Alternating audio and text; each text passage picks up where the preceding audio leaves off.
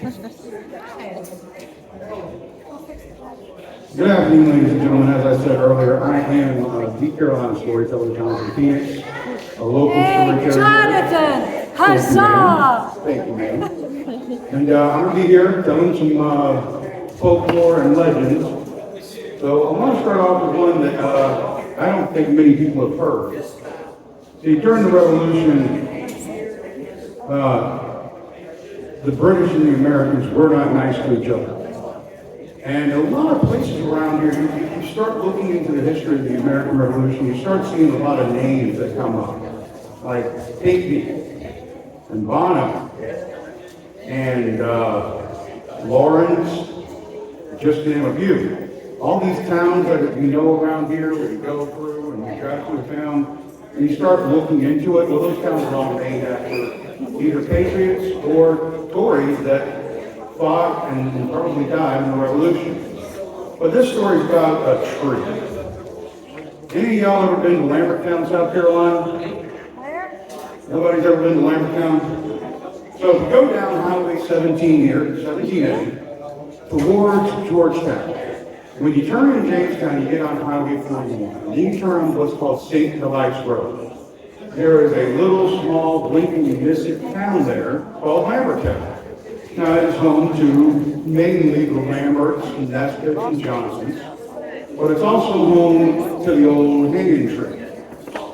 Now, this old tree sits along St. Nicholas Road, and it is actually protected by a barrier to this day because, for some strange reason, that tree is more important than anything else out there to those people.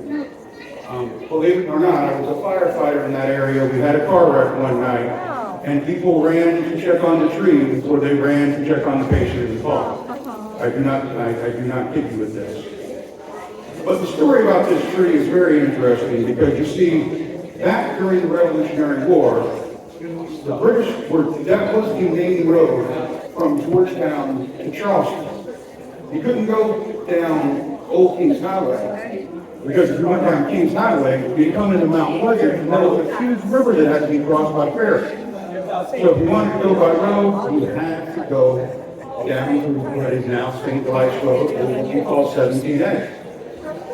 Now coming down St. Nicholas Road, you'll come across this tree, and that tree was used by both the British and the Americans to deal with prisoners of war that were less than ruling, especially if they were interrogated.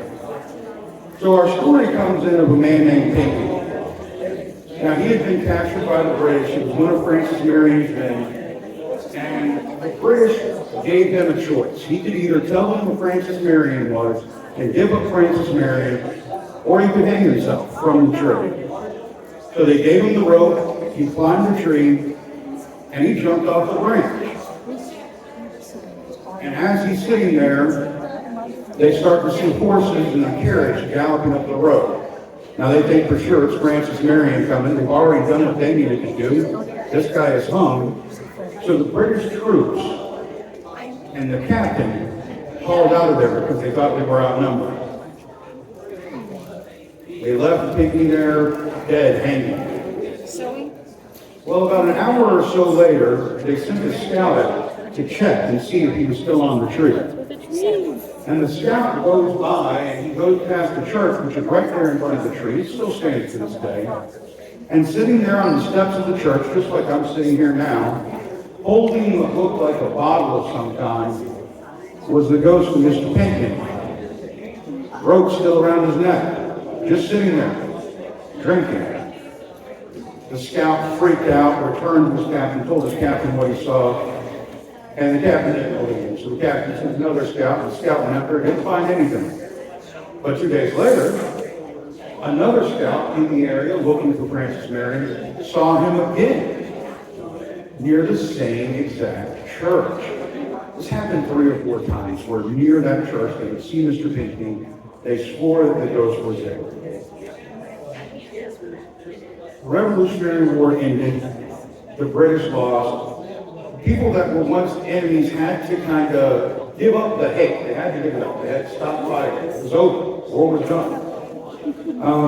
So the captain of this British troop is in a bar one night drinking, And up to him walks a man with scars on his neck. And he recognizes this as Mr. Pinckney, the man he hung from a tree. And he looks at him and he says, I heard you were a ghost. And Pinckney looks at him and says, well, you tried to make me one, you just weren't that successful. And the two of them had a great laugh about it. See, the group that was coming up the road that ran off the army in the beginning of the story was actually just some travelers. They found a man struggling for his life, hanging, and set him free. And the first thing Pinckney did was buy from them a bottle of whiskey and go sit in front of the church and drink it. So when the scout came, they found him basically drinking a bottle of whiskey because he had nearly died.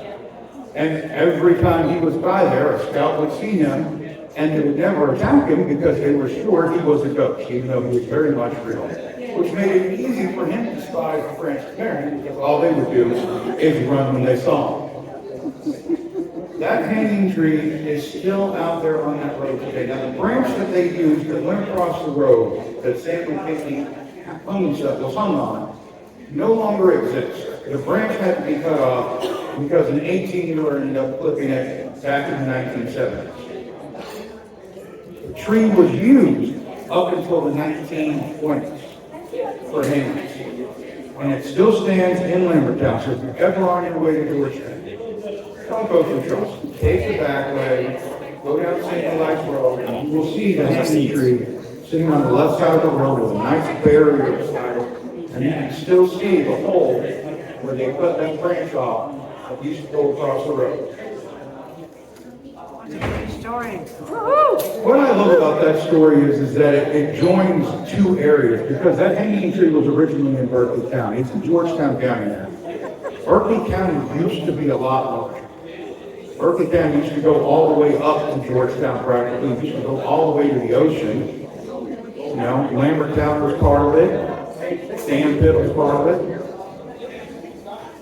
But it shows just how much the area has changed, and time has changed, yet how much history has stayed. Next up on my list of tales, I'm going to retell one because we've got some weather coming, if you guys did not know. There are going to be storms coming. And I'm going to tell you all about, well, I don't have anybody new here, so I guess we bring that out.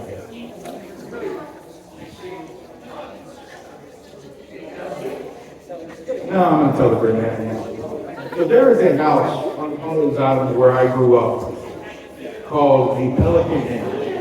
This house has stood for nearly 300 years. It is a beautiful beach house. And they rent it out as a bed and breakfast. They serve and meal there every day.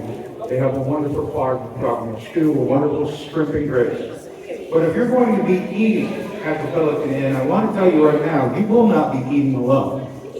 You will be joined by the original resident of the house. That original resident was either a fisherman or a merchant sailor. Nobody really knows. It's been well over 300 years.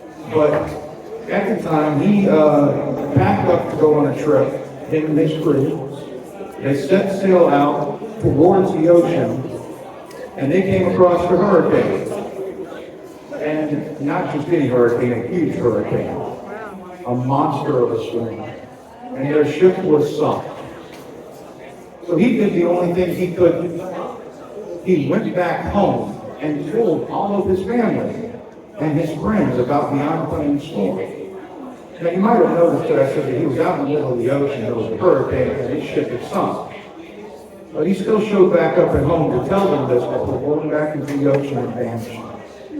Now his family and his friends, they took his word for it. They knew something was going on. They got out of there as quickly as they could. And the hurricane hit. And it destroyed part of the island. But those who listened to him, their counties were saved. Now he became known as the Gray Man. And the reason he became known as the Gray Man was because of his grayish appearance.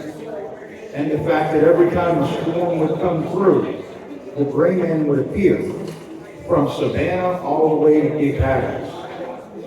This man would appear on the beach whenever a storm was coming to warn those that were there, to save them from the very thing that took his life. Now, I know this story to be true, because when Hurricane Hugo hit, I was 10 years old. I lived right there in Georgetown.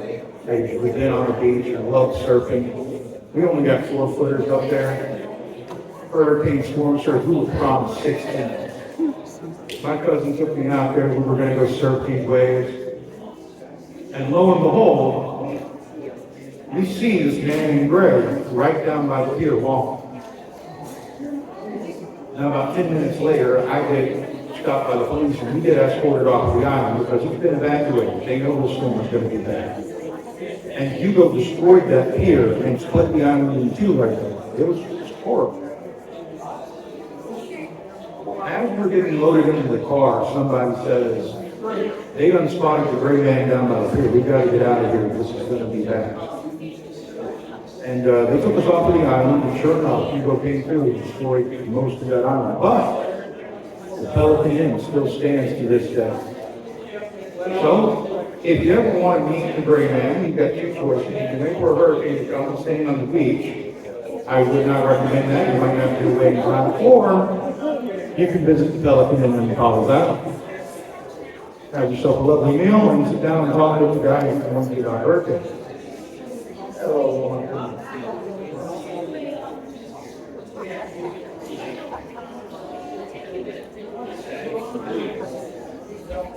Next up, we're going to go to another story from around this area that occurred during the colonial period, but isn't around the Revolutionary War. I want to talk about a slave named Moncks, M-O-N-E-Y, and what he did for a little girl on the worst night of her life. Now, to tell you the story, I got to tell you about Child's Fair, which is a town that used to be located right across over there past the canal. The only thing left of Child's Fair is a building called Strawberry Chapel. Now, the story goes that a young girl by the name of Laura Chickens was sent down by her family from Kensington, Georgetown. Again, there it is, Georgetown connecting you with Berkeley County. Love the idea. But she was sent from Kensington Plantation down here to where her uncle was because the teacher in this area was supposedly the best teacher in the state. He was a wonderful instructor, very well recommended.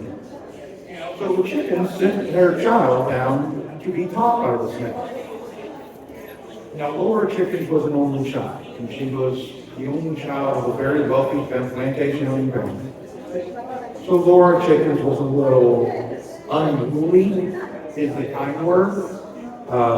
Brat is the more acceptable word. Laura did not behave very well. She constantly wanted to go outside. She did not want to do schoolwork.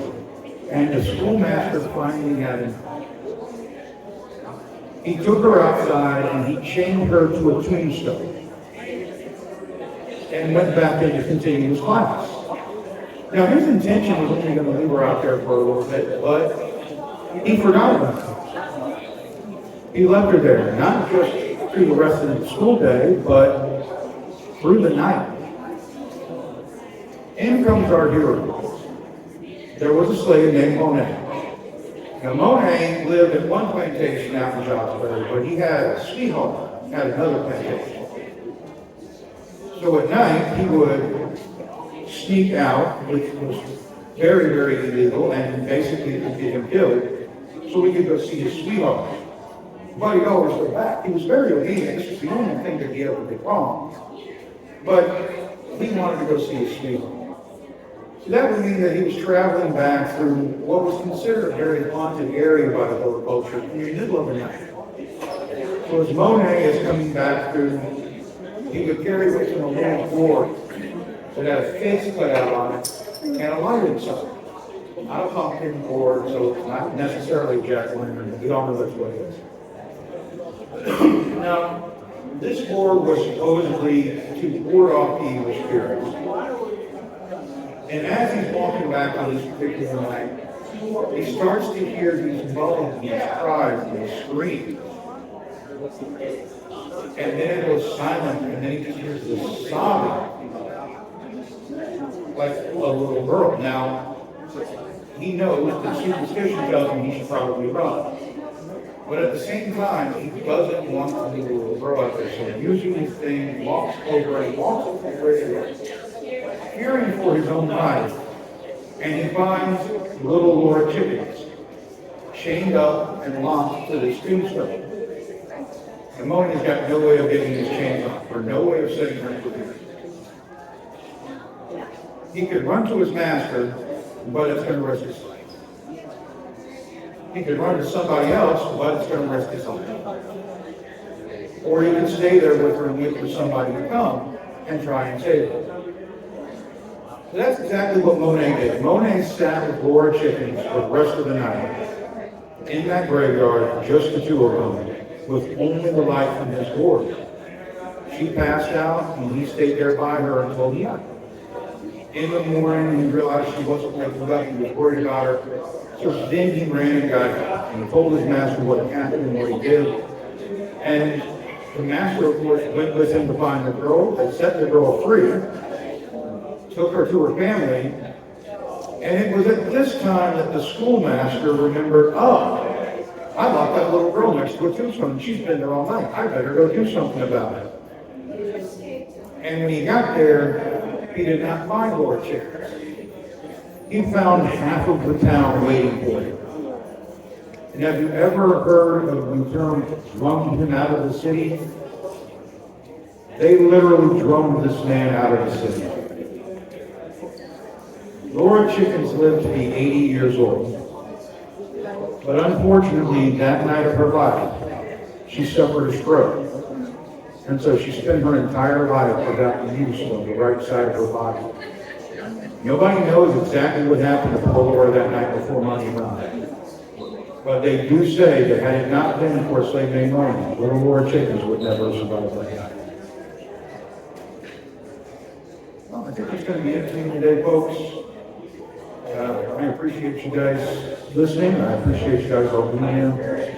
And remember, you can find me on Spotify, anywhere, just look for The Carolina Storyteller. That's THE Carolina Storyteller. If you look for Carolina Storyteller, you get a woman out of Texas. Her name is Carolina Storyteller. I am The Carolina Storyteller. Don't confuse me with her. Please. She already gets enough listens as it is. Thank you guys. I really appreciate you. And y'all have me.